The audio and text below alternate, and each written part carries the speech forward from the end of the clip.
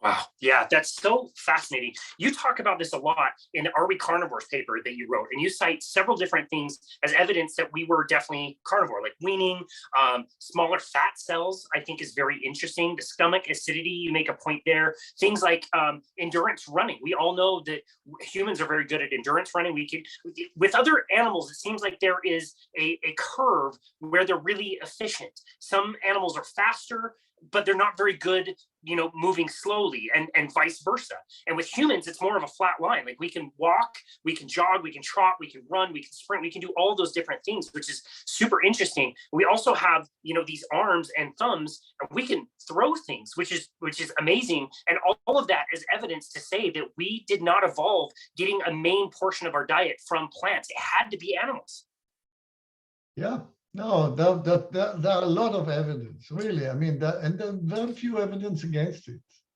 So, I mean, we will never know for sure anything in science, when you talk about history, it's impossible to do experiments. So, so we will never be sure 100%, but all the evidence point to that. It just so all the genes and the physiology, the archaeology, everything points to that. We were real. And also, there are no predators, and there were no predators that hunt large animals as a part-time job. I mean, this is something that you have to learn. Even lions take time to learn how to hunt. And so why would we be different than other predators in that respect? So yes, we can also take plants, but there's no way that plants would give us the same energetic return that we need. Yeah. Again, it's just so unifying across so many different disciplines. And this paper concludes that humans are pretty limited as far as the amount of protein that we can get. And we need to get our energy from another source, whether that's carbohydrate or fat. And it would just make so much more sense that if we're killing big animals, they have a certain ratio of protein to fat, but we need to fill the rest of our calories from fat, not carbohydrate, if we can help it. Right. I mean, we have it. The animal is there. And the thing with large animals is that they have more fat than smaller animals. And there are also another type that says that adults have more fat than young and old.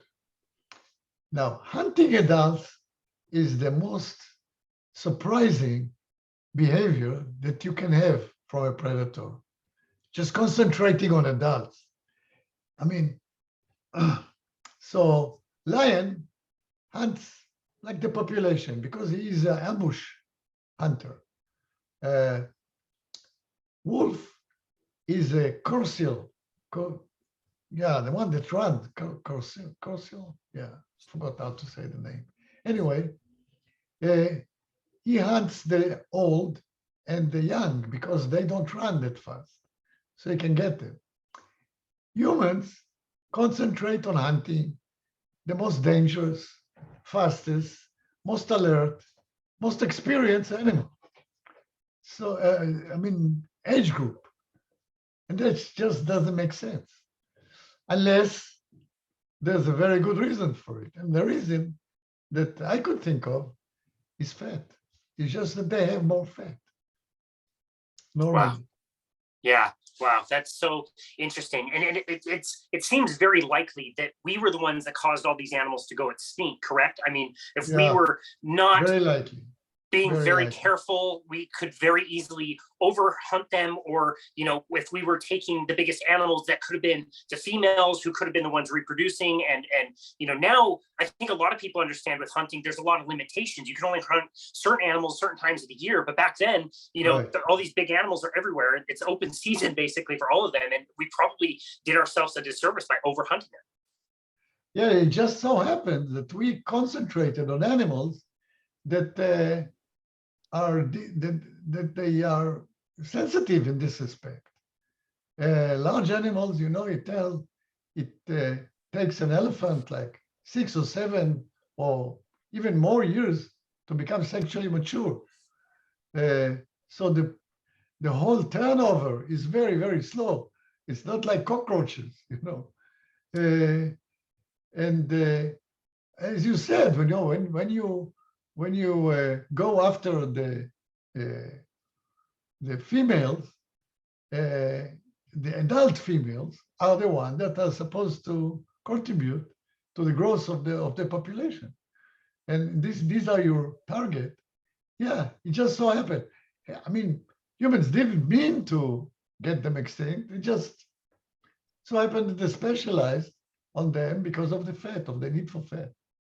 Wow, that's so interesting. And that continued until, was it about 50,000 years ago that a lot of these species started to go extinct? We had to hunt smaller and smaller animals, which means we were getting more protein and less of the fat, and thus maybe needed to do other things up to the agricultural revolution, which is about 11,000 years ago. Is that the timeline?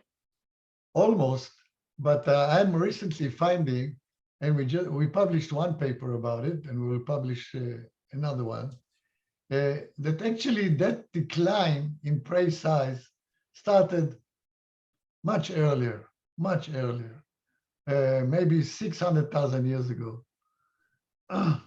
And we published a paper that we think, that we hypothesize that this was the cause of human evolution. This is why we need larger brain. And this is why many other things happened to us physiologically and culturally. And all of it was to adapt ourselves to hunt smaller and smaller animals. And this is a process that started much earlier than what is now agreed upon. And this is what's called the late quaternary megafauna extinction that started 100,000 years, but really 50,000 years ago. Yeah, it's actually, I think today that it started much earlier, and that it was the driver. I mean, the fact that we are sitting here today with a brain of 1400 cc or 1300 cc, so smart, is that we had to be smart to hunt smaller and smaller. We had to get smarter and smarter to hunt smaller and smaller animals. Yeah, wow. You mentioned brain size, which I believe is on the decline now. We actually peaked out back. I don't know about now. I don't know about now. It was in a decline. Whether it continues, I don't know. Interesting. Yeah. So besides the brain size, we do know that our physical bodies really have degenerated when we look at different skeletons from different eras, and we go back to the agriculturist societies, and they were very much not well. We see lots of cavities, deformities. We see that they were smaller in stature than the predecessors, who were far healthier. Is that correct? Right. Yeah. As soon as we started to become farmers, the nature of the work that we do changed, and you can see it on the bones and on all kind of illnesses that pathology that human had. But I tell you, it took them some time, and they overcame it and became pretty healthy farmers. It's not that the farmers continue to be sick and so yeah, it took them some time, but people were pretty healthy, I tell you, even in Victorian times. Wow. Yeah, I was surprised, but I'm participating in a book that Tim Noakes assemble and write about ketogenic diet, I believe it is, and yeah, he found that piece that actually Victorian people were pretty healthy. Interesting. Yeah, so we managed to overcome a lot of problems Wow.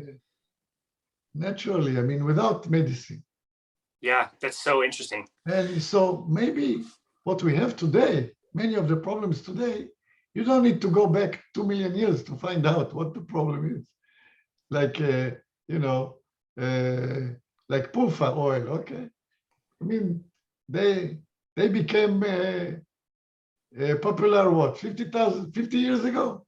Right. Yeah, I mean, okay, they began to produce them maybe 100 years ago, but they became popular 50, 20,000 years ago, 20 years ago. I can't say small numbers. Sure.